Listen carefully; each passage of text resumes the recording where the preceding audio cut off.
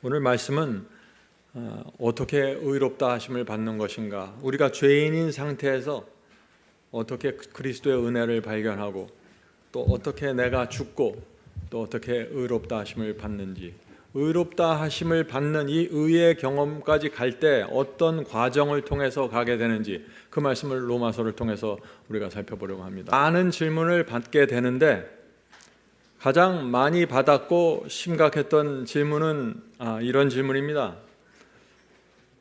저는 오랫동안 교회를 다녔고 성경을 잘 해석해 주는 교회를 찾고 싶어서 여러 교파를 찾아다녔습니다. 저희 교우들 중에서도 정말 여러 교파를 다닌 분들이 많이 있죠. 여러 교파를 찾아다녔습니다. 말씀 공부를 많이 했습니다. 주석과 비유도 많이 공부했습니다. 그런데 이제 벽에 부딪혔습니다. 제 삶이 변화되지 않습니다. 거듭남이 무엇인지 모르겠습니다. 성경은 그리스도의 의의 옷을 입어야 하는데 어떤 경험인지 모르겠습니다. 하나님께서 죄인을 구원하실 때 일어나는 그 역사가 무엇인지 모르겠습니다. 참 이 고민을 하는 많은 진실한 성도들이 있습니다. 오늘날 기독교회가 갖고 있는 고민과 문제가 이 질문 속에 고스란히 담겨져 있는 것입니다. 성도 여러분, 성경을 해석하는 것은 옛날에는 어려운 것이었지만 이제 챗GPT가 나와서 더 잘합니다.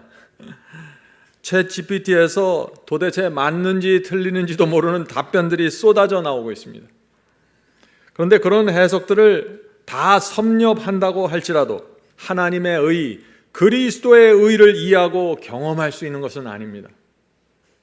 이것은 반드시 그것을 경험하고 그 말씀과 조화를 이루면서 찾아가는 그 과정이 필요한 것입니다. 자, 질문드리죠. 이 믿음으로 말미암는 의와 의의 경험을 이해할 수 있는 가장 좋은 방법이 무엇일까요? 하는 질문입니다. 하나님께 나가 겸손히 엎드리는 것입니다. 엎드린 마음으로 말씀을 살피면은 성령께서 한 걸음 한 걸음 인도하십니다. 여러분들, 성경의 해석에 대해서 두려워하지 마시고 지식에 대해서 두려워하지 마시고 하나님 앞에 엎드려서 성령의 인도를 받으십시오. 오늘 우리가 로마서를 살펴볼 때 성령께서 우리에게 꼭 함께 해 주시길 제가 간절히 바랍니다. 로마서 5장 끝부분을 보겠습니다. 로마서 5장 20절. 율법이 들어온 것은 범죄를 더하게 하려 함이라. 자, 율법이 저 밖에 있다가 내 안으로 들어왔다는 것이죠. 우리의 삶과 신앙에 율법이 없으면 어떻게 됩니까? 우리 마음대로 살아가게 되죠. 그렇죠? 저도 세상 밖에서 살 때는 하나님의 율법을 몰랐기 때문에 마음대로 살았습니다. 마음대로 사는데 양심의 가책이 전혀 없었습니다.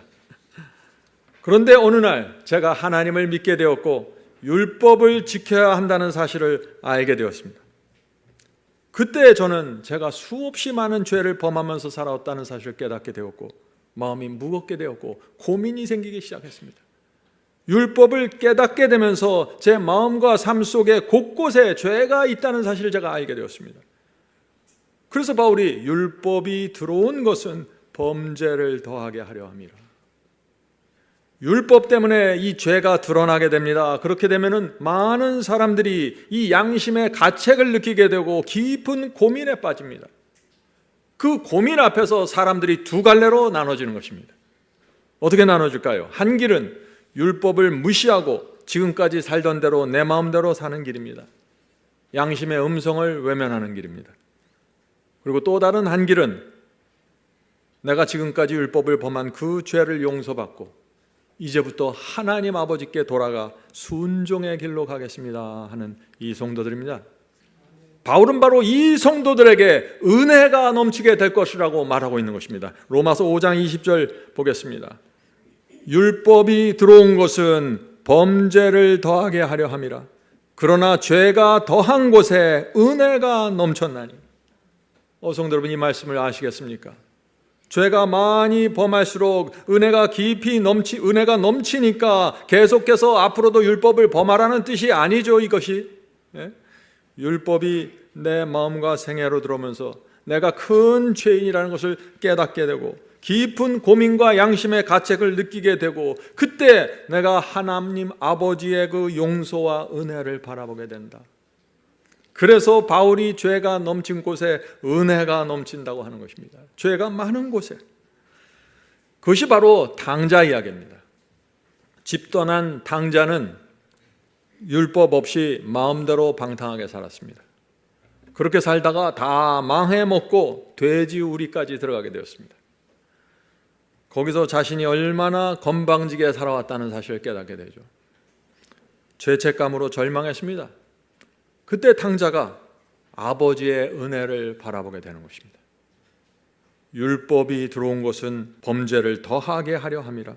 그러나 죄가 더한 곳에 은혜가 넘쳤나니.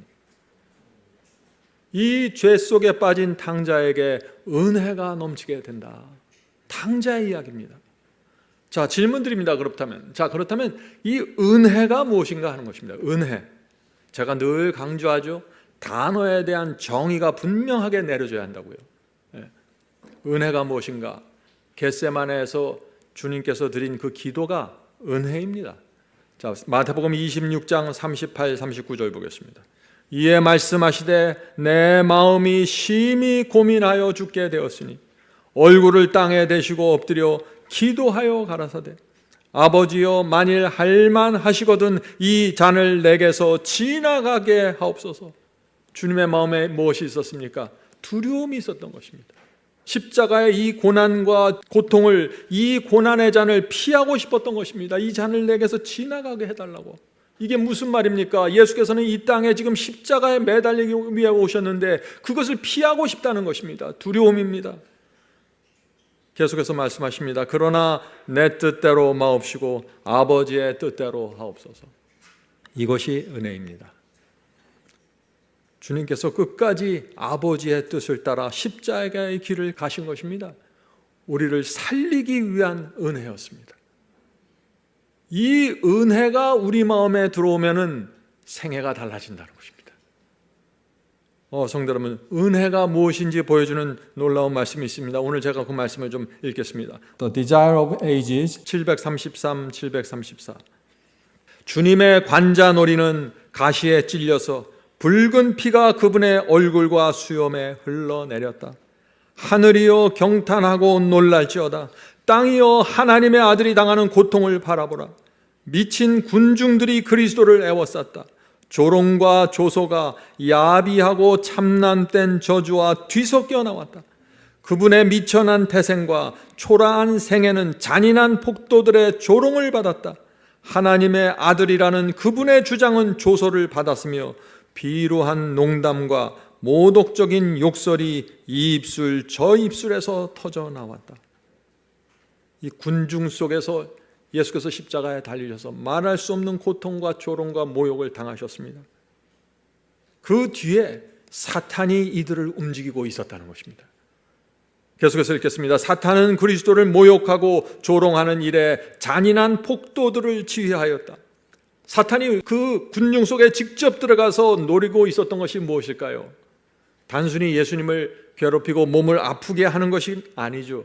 사탄이 정말 노리고 있던 것이 있습니다. 그것이 무엇인가? 예수께서 죄를 범하게 만들려고 했던 것입니다. 자, 계속해서 읽어보죠. 사탄은 그리스도를 모욕하고 조롱하는 일에 잔인한 폭도들을 지휘하였다. 사탄은 주님을 분노하게 하고 보복을 하게 하거나 주님께서 자신을 구출하기 위하여 이적을 행하도록 하여 구속의 경륜을 무산시키는 것이 사탄의 목적이었다. 성도 여러분, 사탄이 노리는 것이 무엇입니까? 두 가지를 노린 것입니다. 첫째, 예수께서 자신을 보호하기 위하여 스스로 화를 내고 폭력을 휘둘러서 그 거룩한 성품을 무너뜨리기 원한 것입니다. 그래서 예수님을 최악의 상황까지 밀고 들어간 것이죠. 두 번째, 예수께서 자신을 위해서 엄청난 이적을 행하기를 원한 것입니다. 예수께서 다른 사람을 위해서, 불쌍한 사람을 위해서 이적을 행하셨습니다. 그러나 자기 자신을 위해서는 단 한 번도 이적을 행하지 않으셨습니다. 만일 예수께서 이 십자가의 고통과 고난 속에서 자기를 위해서 이적을 일으킨다면 어떻게 될까요? 자기를 위해서 화를 낸다면 어떻게 될까요? 계속해서 읽겠습니다. 이 땅에 사신 그리스도의 생애에 단 하나의 흠이 있거나 무서운 시험을 견디는 일에 실패한다면 하나님의 어린 양은 불완전한 제물이 되었을 것이며 인류의 구속은 실패했을 것이다. 바로 이것을 사탄이 원한 것입니다. 바로 이것을 위해서 예수님의 생애 33년 반 동안 끊임없이 예수님을 공격하고 시험했던 것입니다. 단 하나의 죄, 단 하나의 분노. 예수께서도 분노하셨죠. 성전이 더럽게 되고 성전에서 장사했을 때 예수께서 분노하셨습니다. 그것은 의분입니다. 그러나 자기 자신을 위해서 분노하신 적은 한 번도 없다 하는 것이죠. 계속해서 읽겠습니다. 그러나 단 한마디의 명령으로 하늘 천사 군대를 불러와 자기를 돕게 할 수 있고, 정말 예수께서 원하셨다면 한마디 말만 하면 하늘의 천사들이 몰려와서 천천만만의 천사들이 몰려와서 그 자리를 제압해버리고 폭도들을 물리쳐버렸을 것입니다. 그러나 여전히 침묵하셨습니다. 계속해서 읽어보죠. 신성의 위엄을 번쩍임으로 폭도들을 단번에 죽일 수 있는 그리스도께서 가장 비루한 모욕과 폭행을 견디고 인내하셨다. 성도 여러분, 이것이 은혜입니다. 우리를 위해서 이렇게 하신 것입니다. 십자가에 매달리셨을 때 사탄과 악령의 총 공격이 이루어졌습니다. 사탄이 군중 속에 직접 들어가서 선동했던 것입니다. 난폭한 군중들이 하나님의 아들의 뺨을 때렸습니다. 상상해 보세요. 피조물이 창조주의 뺨을 때렸습니다. 피조물이 창조주를 모욕했습니다. 엄청난 일이 생긴 것입니다. 그 모든 것을 견디신 그 주님의 사랑이 은혜라고 말하는 것입니다. 그 은혜를 우리가 가만히 바라보면은 사람의 마음과 동기와 인생이 변화되는 것입니다. 평범하게 살 수 없는 사람으로 세워지게 되는 것입니다. 무엇이 우리를 그렇게 만듭니까? 은혜가 그렇게 만드는 것입니다. 은혜가. 히브리서 12장 2절 보겠습니다. 믿음의 주요 또 온전하게 하신 이인 예수를 바라보자. 이 말씀의 의미가 뭡니까? 믿음의 주인은 예수님이라는 뜻입니다. 예수께서 믿음을 시작하시고 예수께서 믿음을 완성시킨다는 것입니다. 온전하게 하시는 이인 예수를 바라보자. 어떻게 예수님이 우리의 믿음을 시작하고 온전하게 만드실까요? 주님의 생애와 십자가로부터 엄청난 은혜가 쏟아져 나오기 때문입니다. 그 은혜를 바라보고 묵상하면 우리 마음이 변화되고 주님을 전적으로 믿는 믿음이 생기면서 주님께 충성하게 된다는 것입니다. 그래서 주님을 바라보라고 성경은 계속해서 말하고 있는 것이죠. 자, 계속해서 읽겠습니다. 그는 그 앞에 있는 기쁨을 위하여 십자가를 참으사 부끄러움을 개의치 아니하시더니, 주님께서 장차 앞에 있는 그 기쁨을 바라보셨다고 했습니다. 그 기쁨이 무엇이라고 했죠? 우리가 구원받는 것입니다. 우리가 죄에서 떠나, 우리가 사탄의 편에서 떠나 하나님 편으로 옮겨가는 그 기쁨을 바라보기 위해서 십자가에 달리셔서 끝까지 인내하셨다는 것입니다. 성도 여러분, 하나님께서 하나님과 천사들이 보는 앞에서 예수께서 얻어맞고 모욕당하고 빨가 바뀌셨습니다. 그 모든 모습을 보는 우주의 존재들과 그리스도가 그 마음이 어떠했을까요? 그 모든 것을 하늘도 참고 그리스도 참고 견딘 것입니다. 그것을 은혜라고 하는 것입니다. 우리가 그 은혜를 조금이라도 안다면 어떻게 될까요? 평범하게 살 수 없는 것입니다. 다른 사람들처럼 살 수 없는 것입니다. 성도 여러분, 십자가의 은혜를 보면은 우리가 모든 것을 주님께 바치고 순종의 길을 걸어가게 됩니다. 그것이 정상입니다. 은혜를 보면 그것이 정상입니다. 은혜를 떠나면 그런 인생은 비정상이에요. 이 세상이 재밌고 쾌락적인데 왜 이 인생의 대부분이 사는 것처럼 살지 않겠습니까? 그러나 은혜를 보았기 때문에 또 다른 길로 가게 된다는 것입니다. 성도 여러분, 은혜가 무엇입니까? 은혜는 우리 죄를 값없이 용서해 주시는 자비입니다. 은혜는 하나님께서 우리를 불쌍히 여겨주시는 마음입니다. 그런데 은혜가 여기서 멈추는 것이 아닙니다. 은혜는 계속해서 발전됩니다. 은혜가 무엇입니까? 우리 어머니 아버지 있죠? 어머니 아버지의 그 은혜가 무엇인지 자녀가 알게 되면 어떻게 됩니까? 자녀의 마음이 변화됩니다. 엄청난 힘으로 그 자녀를 붙잡게 되는 것입니다. 저도 저희 어머니의 은혜가 무엇인지 알게 된 다음부터 제가 친구들과 함부로 어울리지 못하게 되었습니다. 은혜가 나를 붙잡았던 것입니다. 성도 여러분, 우리가 정말 주님의 그 피 묻은 은혜를 알게 되면 그 은혜가 엄청난 힘으로 우리를 붙잡게 되는 것입니다. 그래서 우리가 이 은혜를 알아야만, 이 은혜 속에 들어가야만 이 로마서 복음이 무엇을 말하는지 이해할 수 있게 되는 것입니다. 은혜를 기반으로 로마서가 세워졌습니다. 자, 로마서 5장 21절 보겠습니다. 로마서 5장 21절. 이는 죄가 사망 안에서 왕노릇하는 것 같이, 오늘날 많은 사람들이 가장 좋아하는 표현이 이 표현입니다. 죄가 우리 삶 속에서 왕노릇합니다. 죄가 우리를 짓누릅니다. 우리는 죄를 이길 수가 없습니다. 예? 그런데 여기서 바울은 은혜를 말합니다. 그것보다, 그 죄보다 더 강력한 것이 있다고 소개하는 것입니다. 죄가 사망 안에서 왕노릇한 것 같이 은혜도 또한 의로 말미암아 왕노릇하여 우리 주 예수 그리스도로 말미암아 영생에 이르게 하려 함이니라. 우리가 어떻게 영생에 이르게 됩니까? 은혜가 우리 삶 속에, 우리 마음에 들어와서 왕노릇을 해야 된다는 것입니다. 은혜는 두 가지로 왕노릇합니다. 두 가지입니다. 첫째, 우리가 어떤 악한 죄를 범할지라도 죄를 고백하고 회개하기만 하면 은혜가 왕처럼 군림해서 우리 죄를 용서하시고 구원하신다는 것입니다. 은혜가 왕노릇하는 것입니다. 우리 죄가 진홍처럼 붉을지라도 눈처럼 하얗게 용서받을 수 있다는 것입니다. 은혜입니다, 이것이. 자, 은혜의 두 번째 정의. 두 번째는 탕자처럼 죄를 용서받고 아버지의 은혜가 마음에 새겨지면 그 사람의 마음속에서 은혜가 지배하고 왕노릇을 하게 된다는 것입니다. 이것이 오늘날 교회에서 놓친 은혜의 두 번째 개념입니다. 사탄이 아무리 유혹해도 주님의 은혜를 바라보면 은혜가 왕처럼 내 마음을 지배해서 죄를 물리치게 된다 하는 것입니다. 이것이 은혜입니다. 하나님의 아들의 피가 나 때문에 흘려졌기 때문에 내가 이 은혜를 알게 되는 것입니다. 그 은혜를 알면 그 은혜가 내 인생 속에 들어와서 왕처럼 나를 지배하면서 나를 끌고 간다.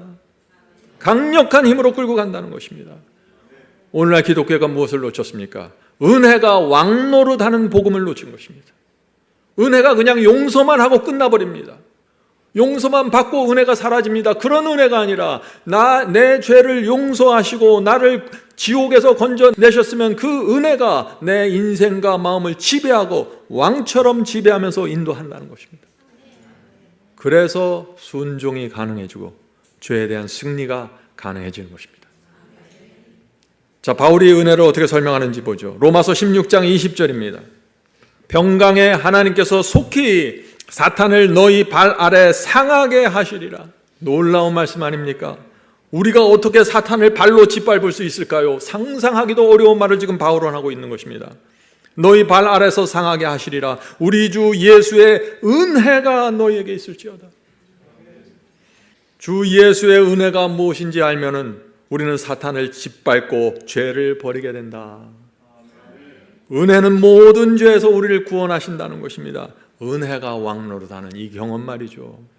아주 단순하지만 아주 파워풀한 것입니다. 바울은 또 은혜를 이렇게 얘기합니다. 에베소 2장 1절부터 5절입니다. 에베소 2장 1절부터 5절. 너희의 허물과 죄로 죽었던 너희를 살리셨도다. 우리가 과거에 허물과 죄로 죽었지만 우리를 살리신다는 것입니다. 건져내신다는 것입니다. 너희를 살리셨도다. 그때 너희가 그 가운데서 행하여 은혜를 알기 전에는 우리가 과거에 허물과 죄 가운데 살았어요. 은혜를 알기 전에는 이 세상 풍속을 쫓고 공중의 권세 잡는 자를 따랐으니 곧 지금 불순종의 아들들 가운데서 역사하는 영이라. 은혜를 알기 전에는 내가 세상을 떠났고 불순종의 아들로 살았고 세상 권세 잡는 자들을 아부하면서 쫓아다녔습니다. 계속해서 보죠. 전에는 우리도 다 그 가운데서 우리 육체의 욕심을 따라 지내며 육체의 마음에 원하는 것을 하여 다른 이들과 같이 본질상 진노의 자녀였더니, 전에는, 은혜를 알기 전에는 우리가 다 육체를 따라 살았고 진노의 자녀로 죄 가운데서 뒤범벅이 돼서 살아왔다는 것입니다.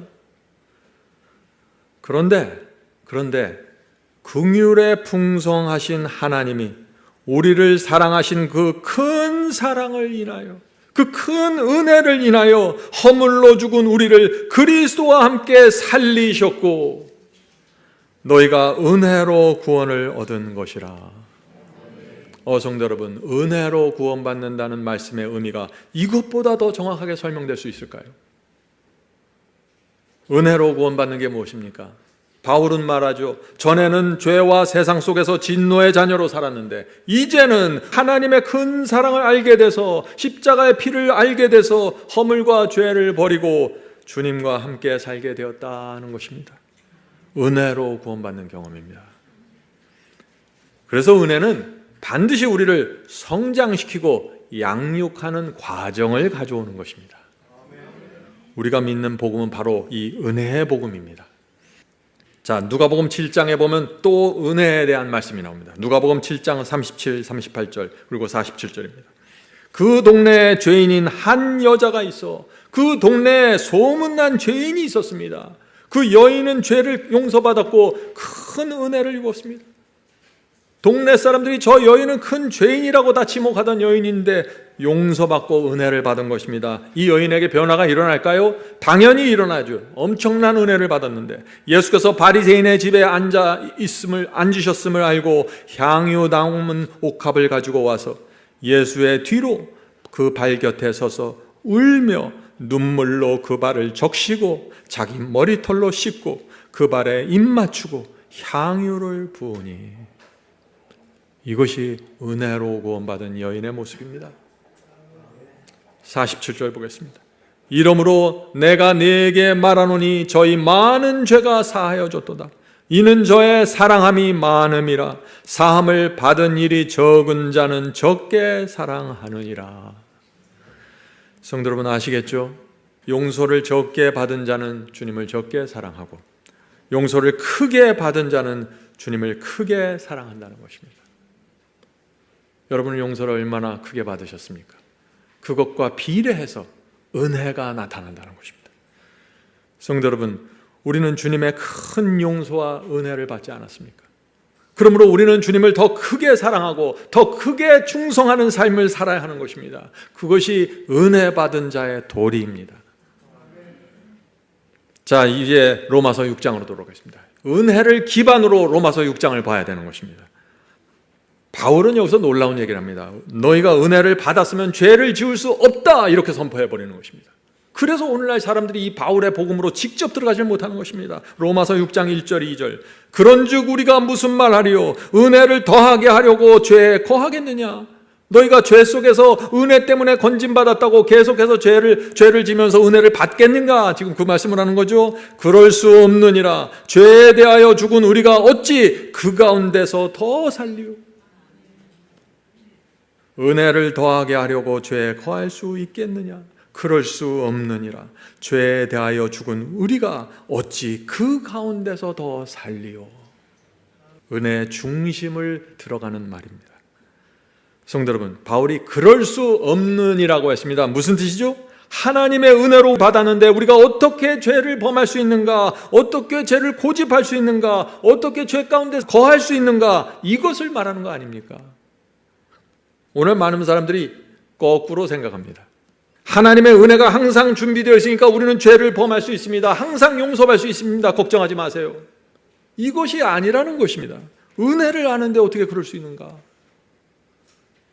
자, 질문을 드립니다. 이건 중요한 질문입니다. 하나님께서 우리를 용서해 주시는 목적이 무엇입니까? 하나님께서 우리를 끝없이 용서하십니다.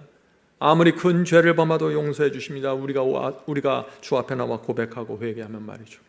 그런데 그 용서를 해주는 목적이 무엇인가 하는 것입니다. 요한일서 2장 1절입니다. 요한일서 1장 1절 나의 자녀들아 내가 이것을 너희에게 쓰면 너희로 죄를 범치 않게 하려 함이라. 용서의 목적이 무엇입니까? 죄를 범하지 않게 하는 것입니다. 내가 이번에 용서해 주는데 꼭 이제부터는 죄를 범하지 말라. 너의 이 죄를 용서하기 위해서 내가 십자가에서 피를 쏟았으니 그것을 잊지 말아라. 그 말씀을 하시는 거 아닙니까? 죄를 용서해 줄 테니 사탄에게 끌려다니지 말라. 성도 여러분, 용서의 목적은 승리입니다. 다시는 죄를 범하지 말라고 용서해 주시는 것입니다. 그래서 간음한 여인에게 이 말씀을 하신 것이죠. 가서 다시는 죄를 범하지 말라. 다 사람들이 그 간음한 여인을 정죄했습니다. 그러나 예수님만큼은 그 여인을 용서하시면서 가서 다시는 죄를 범하지 말라. 로마서 6장 1절 2절 보겠습니다. 그런즉 우리가 무슨 말하리요? 은혜를 더하게 하려고 죄에 거하겠느냐? 그럴 수 없느니라. 죄에 대하여 죽은 우리가 어찌 그 가운데서 더 살리요? 이것이 바울의 복음입니다. 너희가 정말 주님의 은혜를 알면 죄에 대해서 죽어야 한다. 죄 가운데서 살 수 없다. 이 말씀을 하시는 것입니다. 이것이 우리가 믿는 복음입니다.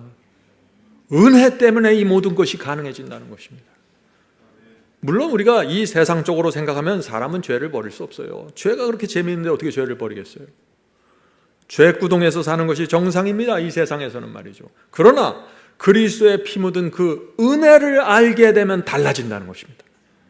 그래서 바울이 계속해서 그럴 수 없느니라, 그럴 수 없느니라 라고 호소하시는 것입니다. 자, 우리 지금 로마서 6장을 살펴보고 있죠. 이 로마서 6장에서 바울은 침례를 통해서 죄를 승리하는 두 가지 조건을 소개합니다. 자, 첫 번째 조건은 그리스도와 함께 죽는 것입니다. 죄를 승리하는 첫 번째 조건, 그리스도와 함께 죽는 것입니다. 두 번째는 장사되는 것입니다. 장사.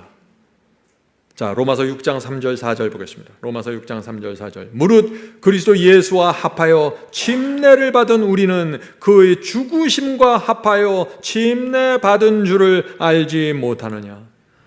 성도 여러분, 침례는 나 혼자 받는 것이 아닙니다. 주님과 함께 물에 들어가고 주님과 함께 물에서 나오는 것입니다. 그리스도께서 십자가에서 죽으신 것처럼 나도 주님처럼 죽겠다고 고백하는 의식이 침례입니다. 주님께서 무덤 속에 들어가는 것처럼 나도 물 속에 들어가겠습니다. 주님께서 죽어서 무덤에 들어간 것처럼 나도 죽어서 물 속에 들어가겠습니다. 이것이 침례입니다. 그래서 침례 받는 사람에게는 분명한 소원이 한 가지가 있는데 그것은 그리스도와 함께 죽겠다는 것입니다. 이 소원이 없이 물속에 들어가는 것은 다 허무한 것입니다. 자, 계속해서 읽어보죠. 무릇 그리스도 예수와 합하여 침례를 받은 우리는 그의 죽으심과 합하여 침례 받은 줄을 알지 못하느냐. 그러므로 우리가 그의 죽으심과 합하여 침례를 받음으로 그와 함께 장사되었나니. 침례는 장사 지내는 것입니다. 물속에서 나를 묻어버리는 것입니다. 내 옛생애와 내 모든 것을 다 묻어버리고 장사 지내는 것입니다. 이는 아버지의 영광으로 말미암아 그리스도를 죽은 자 가운데 살리심과 같이 또한 새 생명 가운데 행하게 하려 함이니라. 이제 이 침례를 아시겠죠? 주님의 죽음과 부활을 표상하는 것입니다. 그러므로 물속에 잠기는 것은 주님처럼 죽는 것입니다. 내가 죽는 것입니다. 내 자아가 죽는 것입니다. 그리고 나서 물속에서 올라오는 것은 주님께서 부활하신 것처럼 내가 새 생명으로 주님과 함께 올라오는 것입니다. 성도 여러분, 순서가 분명해야 된다는 것입니다. 순서가 무엇입니까? 내가 죽는 것이 먼저입니다. 그리고 나서 내가 죽어야만 새 생명으로 나오게 되는 것입니다. 자, 새 생명을 받는 조건이 그러면 무엇입니까? 내가 죽는 것입니다. 내가 어떻게 죽습니까? 그리스도의 은혜를 보았기 때문에 내가 죽는 것입니다. 많은 사람들이 이 진리를 놓칩니다. 모두 다 거듭나길 원합니다. 새 생명 받기를 원합니다. 성화되기를 원합니다. 그런데 내가 죽지를 않는 것입니다. 내가 죽으려고 하질 않아요. 내가 죽지 않으려고 발버둥 치면서 새 생명을 받고 성화되려고 하고 거룩한 삶을 기대하는 것입니다. 그래서 순서가 뒤죽박죽이 되어버린 것입니다. 자, 질문 드리죠.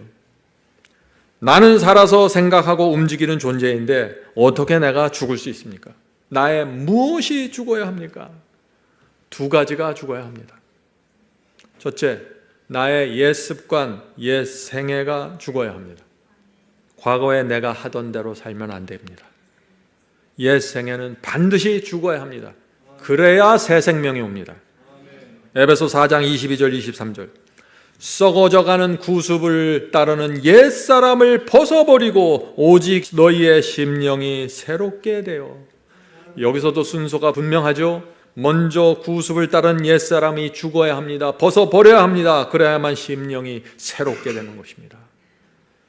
성도 여러분, 과거의 나 죽어야 합니다. 옛 습관, 옛사람 벗어버려야 심령이 새로워진다고 말하는 것입니다. 자, 둘째, 한 번 죽으면 끝나는 것이 아니라 순간순간 죽어야 합니다. 네? 악한 생각과 악한 충동이 올라올 때 그것을 죽이지 않고 내버려두면 어떻게 돼요? 심령이 죄로 물들게 되는 것입니다. 순간순간 죽으십시오. 성령께서 가르쳐 주십니다. 이것은 악한 충동이다, 저것은 악한 계획이다. 성령께서 가르쳐 주실 때 죽어야 합니다. 그래야만 새 심령이 오는 것입니다. 자, 질문 하나 하겠습니다.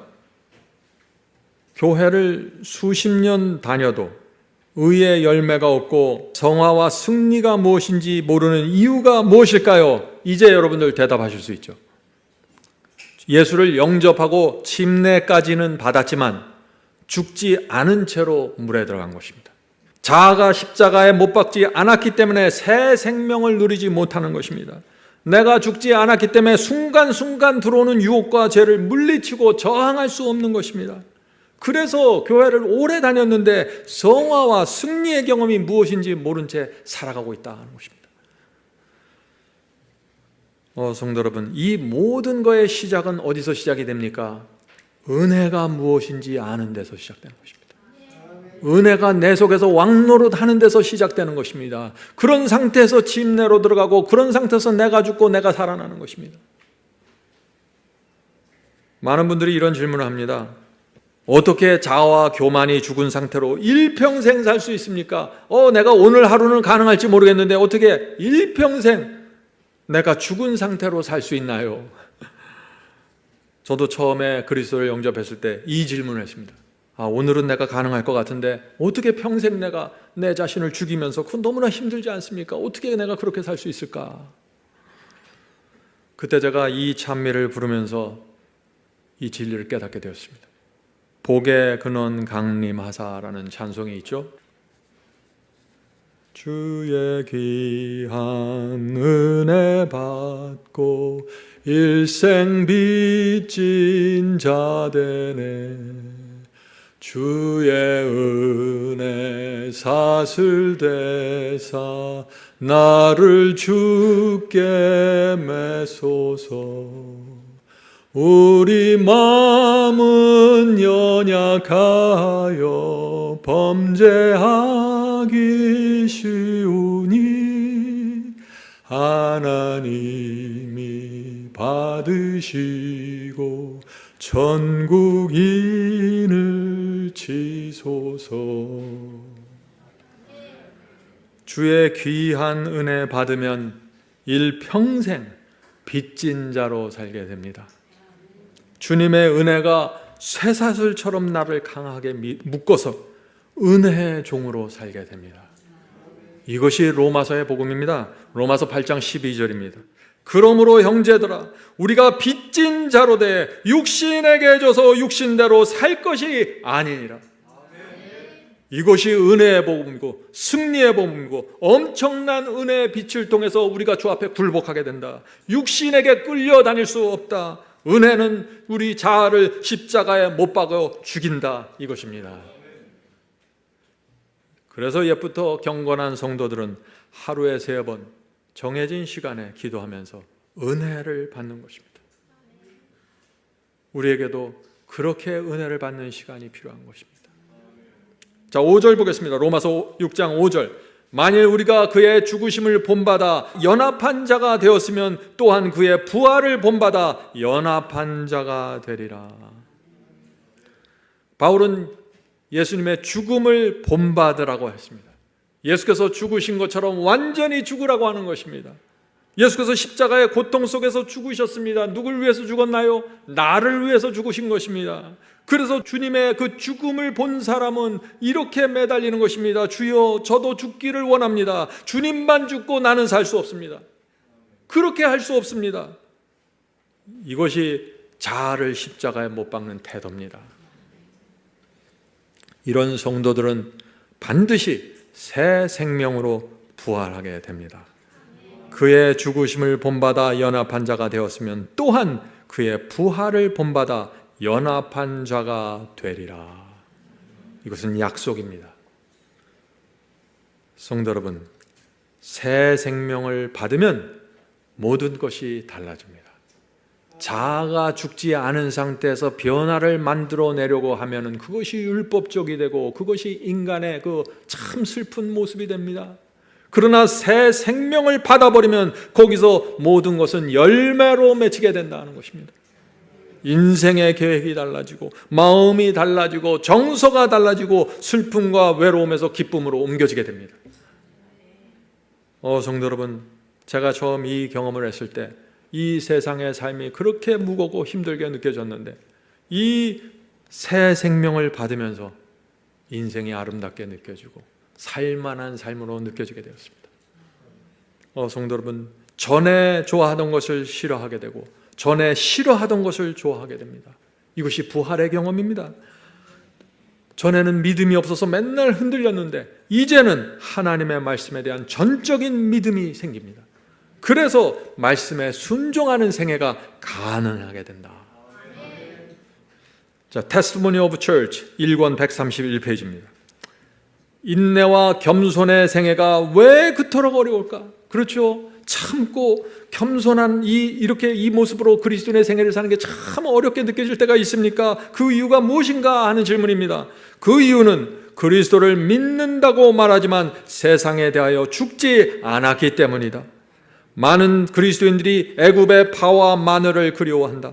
그들은 세상 사람처럼 생각하고 세상 사람처럼 살고 싶은 소원을 갖고 있으면서 하늘에 가고 싶어 한다.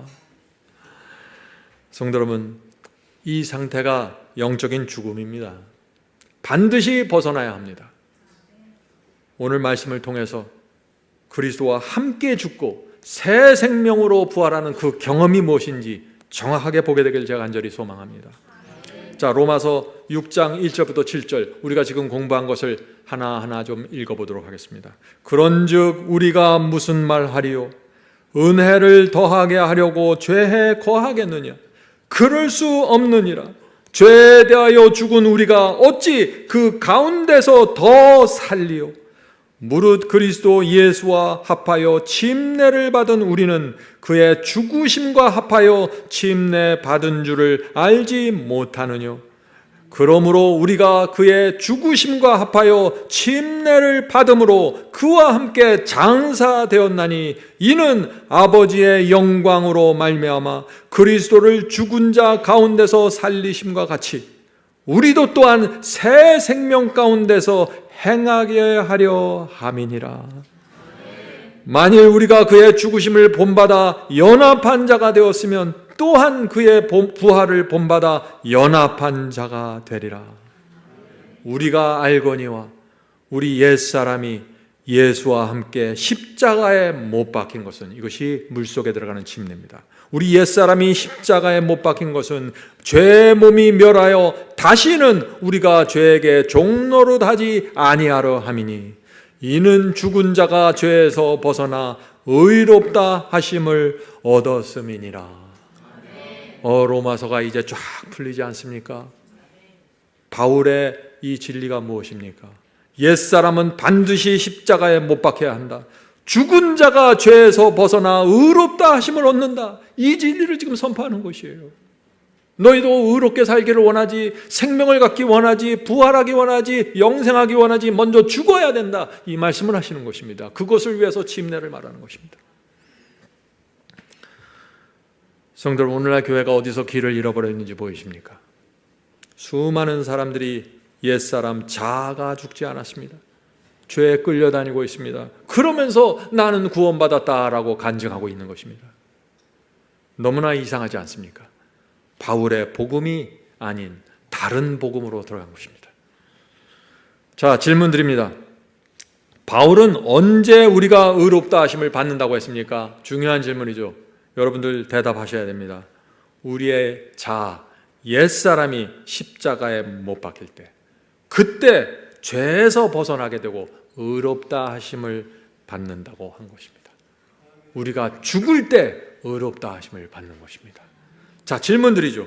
왜 옛사람이 십자가에 못 박혀야만 의롭다 하심을 받을 수 있습니까? 왜 꼭 죽어야 합니까? 내 자아도 내 육신도 살아있고 주님도 믿고 하면 참 좋을 텐데 자아가 못 박히지 않으면은, 자아가 살아있으면 자아가 계속해서 나를 끌고 다니기 때문입니다. 그런 상태에서는 하나님의 뜻대로 살 수 없고, 그런 상태에서는 좁은 길을 갈 수 없고 성령을 따를 수 없습니다. 의롭다 하심을 받을 수 없는 것입니다. 그래서 자아가 죽어야만 의롭다 하심을 받을 수 있다. 성도 여러분, 우리가 오늘 나누는 이 의의 경험을 생각할 때 우리가 함께 생각해야 될 것이 있는데, 그것은 거대한 우주 전쟁입니다. 항상 성경은 우주 전쟁을 바닥에 깔고 읽어야 된다고 제가 여러 번 강조하죠. 지구와 우주에서 벌어지고 있는 하나님과 사탄의 전쟁을 보면서 그 속에서 우리의 의의 경험을 바라봐야 된다는 것입니다. 하늘에서 전쟁이 시작됐습니다. 루시퍼가 하나님을 향해 대적했습니다. 그리고 이 루시퍼 사탄은 지구의 에덴 동산에 내려와서 아담과 하와를 유혹했고 거기서 죄가 시작되었습니다. 그때부터 사탄이 계속해서 한 가지 주장을 하는데, 그것이 무엇이에요? 인간은 하나님의 말씀과 계명에 순종할 수 없다. 아담과 하와를 봐라. 완전하게 창조했는데 죄를 범하지 않았는가? 인간은 순종할 수 없다. 인간은 말씀대로 살 수 없다. 하나님께서는 불가능한 것을 요구하신다. 하나님은 사랑이 아니다. 이것이 사탄의 주장입니다. 그리고 사탄은 이 자신의 주장을 증명하기 위해서 계속해서 우리의 자아를 공격하는 것입니다. 우리의 변연계를 공격하는 것입니다. 우리의 변연계, 두뇌의 변연계를 충동하고 자극해서 죄를 범하게 하고 무너뜨리려고 하는 것입니다. 왜 그래요? 자기의 주장을 증명하기 위해서 말이죠. 인간은 하나님의 계명과 말씀에 순종할 수 없다는 자기의 주장을 증거하기 위해서 말이죠. 그러므로 우리가 어떻게 해야 됩니까, 성도 여러분? 주님을 묵상해야 됩니다. 이 땅에서 말할 수 없는 고통을 당하신 주님의 은혜를 깊이 묵상해야 합니다. 이 모든 의의 경험은 은혜에서부터 시작되기 때문에 그렇습니다. 은혜를 묵상하십시오. 하나님과 사탄의 전쟁에서 사탄이 무엇을 주장하고 있는지 묵상해야 됩니다. 내가 어떻게 살아야만 사탄의 주장이 무너지고 그가 설 자리를 잃어버리는지 묵상해야 합니다. 성도 여러분, 무조건 자아가 죽어야 합니다. 그것이 결론이에요. 저 사람이 잘못했든지 이 사람이 잘못했든지 가해자 피해자가 중요한 것이 아닙니다. 결론은 내 마음속에 잘못된 사상과 잘못된 감정이 있으면 안 된다는 것입니다. 하나님의 성품과 대적하는 것이 있으면 안 됩니다. 그래서 자아를 내려놓고 죽어야 하는 것입니다. 내가 살고 내가 높여지면은 죄가 올라오고 사탄은 의기등등해서 하나님을 향해서 손가락질합니다. 인간은 하나님의 말씀대로 순종할 수 없습니다. 하나님은 피조물이 순종할 수 없는 말씀과 계명을 주시고 지키라고 강요하십니다. 하나님은 공정하지 않고 사랑이 아닙니다. 그래서 바울이 이 사탄의 주장에 대적하기 위해서 무엇을 말합니까? 죽은 자가 죄에서 벗어나 의롭다 하심을 얻는다고 선포하는 것입니다. 그래서 은혜가 내 속에서 왕노릇하는 경험을 로마서 5장 마지막에 설명한 다음에 지금 죄에 대한 승리를 말하고 있는 것입니다. 은혜가 내 속에서 왕노릇하면 그때 우리의 신앙은 요새처럼 세워지고 승리가 시작되는 것입니다. 은혜가 왕노릇하는 경험 말이죠. 자, 질문 드립니다. 자아가 죽는다는 것이 무엇입니까? 자아가 죽는다는 것, 죽은 자가 죄에서 벗어나 의롭다 하심을 얻는다는 이 바울의 말씀이 도대체 어떤 경험입니까? 제가 똑같은 것을 계속해서 반복하죠. 오늘 이 말씀을 확실하게 여러분들 마음에 새기시길 바랍니다. Selected Message Volume 1 460, 461페이지에 의롭다 하심이 어떤 경험인지를 자세하게 설명합니다. 저는 이 설명을 참 좋아합니다. 하나님께서는 인간이 의롭다 하심을 받기 이전에 그 심령의 완전한 복종을 요구하신다. 오늘날 과연 얼마나 많은 그리스도인들이 이 말씀의 의미를 이해할까요?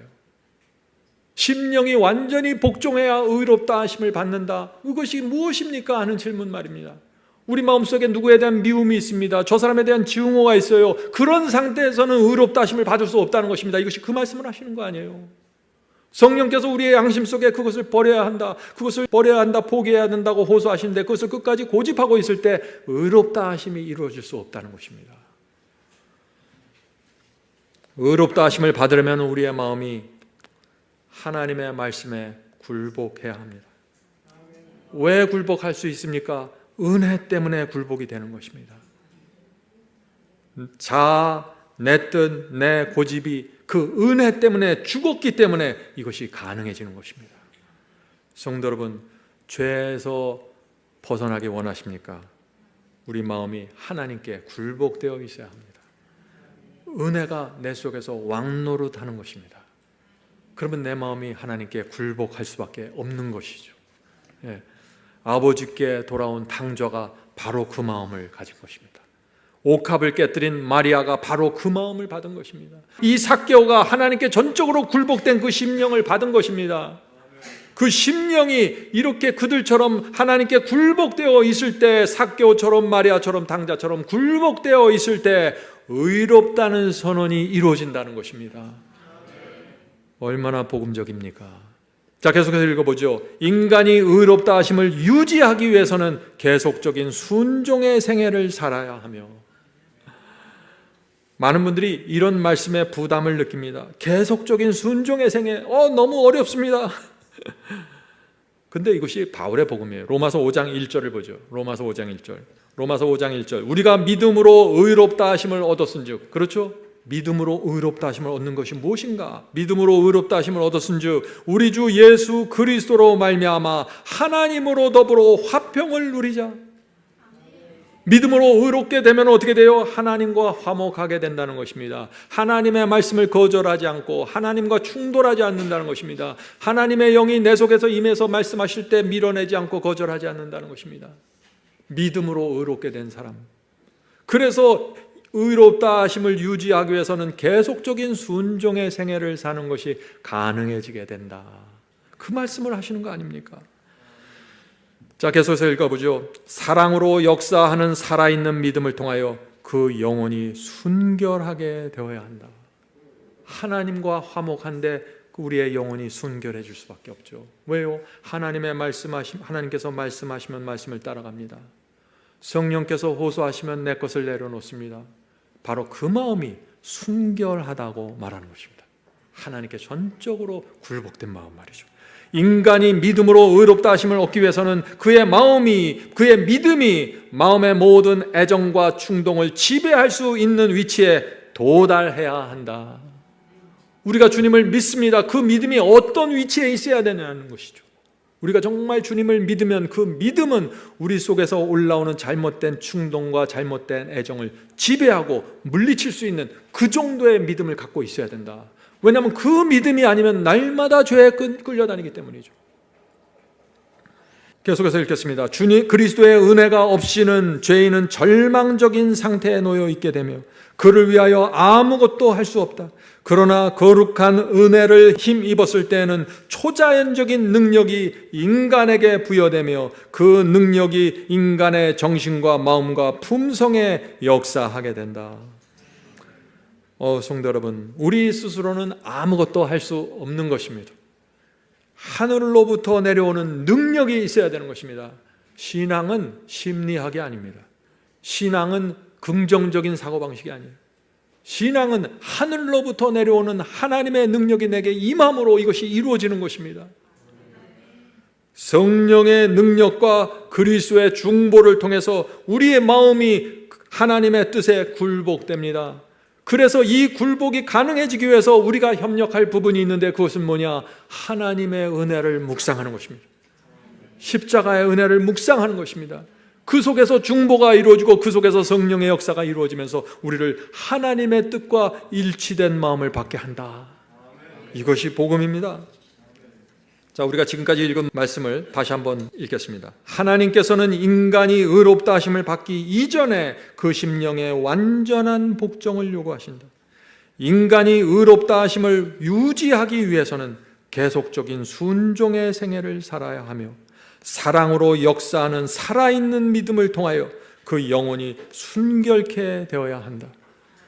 인간이 믿음으로 의롭다 하심을 얻기 위해서는 그의 믿음이 마음의 모든 애정과 충동들을 지배할 수 있는 위치에 도달해야 한다.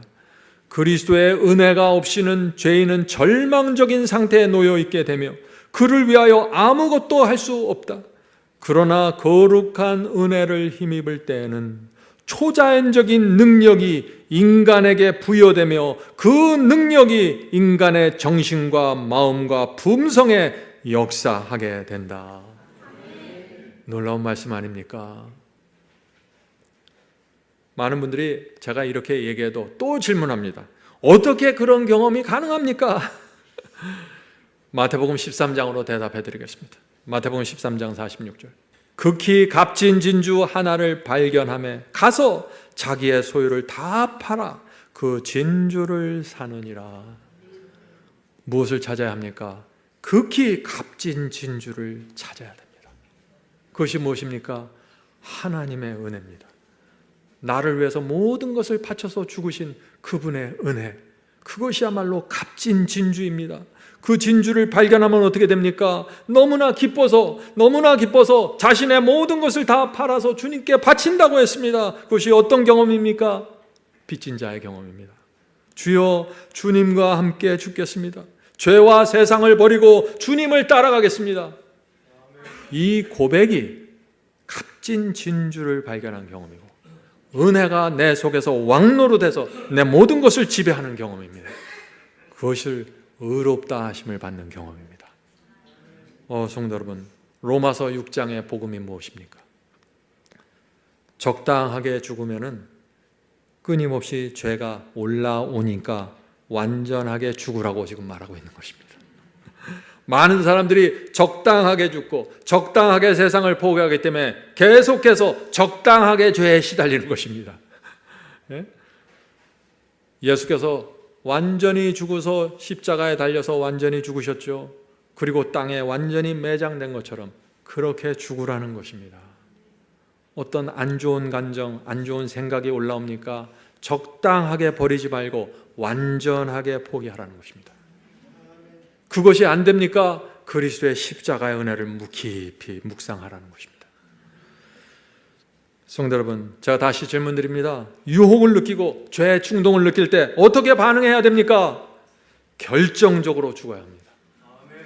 악한 욕망이 올라오는 것을 느낄 때 확실히 죽이고 제거해야 됩니다. 이것이 안 됩니까? 그리스도의 은혜를 계속해서 바라보십시오. 그분의 은혜가 무엇인지, 은혜가 내 속에서 왕노릇하고 모든 것을 지배할 때까지 묵상하십시오. 그것이 승리입니다. 하나님의 이름과 영광을 더럽히지 않기 위해서 주여, 내가 십자가에 제 자신을 못 박겠습니다. 주께서 나를 위해 죽으셨기 때문에 저도 죽겠습니다. 저도 저를 괴롭히는 이 죄를 밀어내고 저항하고 물리치겠습니다. 이것이 거듭난 증거이고 죄에 대해서 죽은 사람의 모습입니다. 자, 로마서 6장 1절 2절 보겠습니다. 그런즉 우리가 무슨 말 하리요? 은혜를 더하게 하려고 죄에 거하겠느뇨? 그럴 수 없느니라. 죄에 대해 죽은 우리가 어찌 그 가운데 더 살리요? 로마서 6장 6절 7절. 우리 옛사람이 예수와 함께 십자가에 못 박힌 것은 죄의 몸이 멸하여 다시는 우리가 죄에게 종노릇하지 아니하려 함이니 이는 죽은 자가 죄에서 벗어나 의롭다 하심을 얻었음이니라. 바울의 복음이 이해가 되시나요? 누구도 부인할 수 없는 복음 아닙니까? 자, 이제 로마서 6장 11절로 가겠습니다. 이와 같이 너희도 너희 자신을 죄에 대하여 죽은 자요 그리스도 안에서 하나님을 대하여는 산 자로 여길지어다. 맨날 죽기만 하면 안 되는 거예요. 살아야 합니다. 죄에 대하여는 죽어야 합니다. 죄와 유혹의 충동을 느낄 때는 죽은 자가 되어야 합니다. 바늘로 찔러도 움직이질 않아야 돼요. 죽은 자니까 말이죠. 그런데 성령께서 호소하실 때는 산 자가 되어야 한다는 것입니다. 하나님께서 역사하시고 호소하실 때는 산자처럼 움직이고 반응해야 된다는 것입니다. 많은 사람들이 이걸 거꾸로 해요. 죄와 유혹이 오면 덥석 잡습니다. 산자처럼 말이죠. 그리고 하나님의 말씀과 성령의 역사가 오면 죽은 자처럼 외면하고 눈을 감아버립니다. 거꾸로 하는 것입니다. 죽음입니다. 그것이. 성도 여러분, 그래서 바울이 나도 날마다 죽노라고 했습니다. 바울이 왜 날마다 죽어야 합니까? 그렇게 위대한 사도가요. 날마다 내가 죽어야 하나님을 대하여 산자로 살 수 있기 때문입니다. 우리도 그렇게 해야 되지 않을까요? 로마서 6장을 공부하면 많은 분들이 이런 질문을 합니다. 어떻게 우리가 죄에 대해서 죽을 수 있습니까? 질문이 다 같아요. 다 이 질문이에요. 어떻게 우리가 죄에 대하여 죽을 수 있습니까? 죄에 대하여 죽으면 화도 내지 않습니까? 강 목사님 화 안 냅니까? 이런 질문이죠. 분명한 사실은요, 죄에 대하여 죽은 사람은 죄에 머물러 있지 않는다는 것입니다. 저는 지금 우리가 거듭나면 죽을 때까지 단 한 번의 죄도 범하지 않는다, 그것을 말하고 있는 것이 아니죠. 죄에 머물러 있지 않는다는 것을 말하고 있는 것입니다. 혹시 순간적으로 화를 냈어도 화 속에 머물러 있지 않게 된다는 것입니다. 왜요? 내가 죽었기 때문에, 내가 하나님께 대해 살아있기 때문에 곧바로 잘못된 정서가 회복되는 것입니다. 이것이 거듭난 사람의 증거입니다. 성도 여러분, 우리 기독교 신앙은요, 완벽을 추구하는 신앙이 아닙니다. 그러나 성령께서 호소하시고 하나님의 말씀이 내게 알려주실 때 완전히 죽어야 합니다. 반만 죽으면 죄와 불순종으로 끌려가게 됩니다. 성령께서 부디 우리를 은혜가 왕노릇하는 그 경지로, 그 신앙으로 인도해 주시길 간절히 바랍니다. 하늘에 계신 저희들의 아버지, 저에게 필요한 것은 은혜입니다. 주의 은혜가 저의 완악하고 딱딱한 심령 위에 들어가야만 저의 심령이 부드러워지고 자아를 죽이고 싶은 소원을 갖게 됩니다. 주여, 은혜를 보여주시고 베풀어 주시옵소서. 주여, 지나간 저의 생애를 되돌아볼 때 참 감추고 싶은 죄들이 많습니다.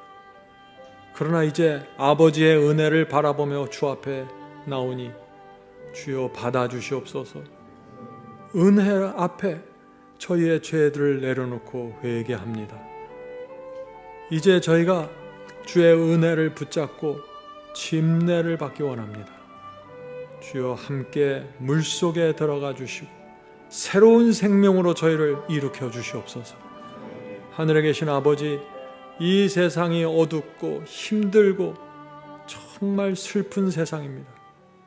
저희의 마음에 새로운 생명을 받지 않으면 하루도 살 수 없는 세상입니다. 주여, 새 생명 받기 원합니다. 주여, 허락해 주시옵소서. 새 생명으로 살 때 저의 가정이 행복하게 되고 저의 교회가 밝게 되고 하나님의 능력으로 저희 개인의 생애와 교회가 인도받을 수 있습니다. 주여, 인도해 주시옵소서. 오늘 주 앞에 나와 무릎 꿇은 영혼들에게 함께 하시고 이들 마음속에 있는 그 하늘의 인정을 주여 허락해 주시옵소서. 당자의 마음을 허락하시고 마리아의 마음을 허락하시고 삭개오 그 심령을 허락해 주시옵소서. 그래서 신앙의 모든 것들이 열매로 맺혀질 수 있도록 축복해 주시옵소서. 예수 그리스도의 이름으로 간절히 기도드립니다. 아멘.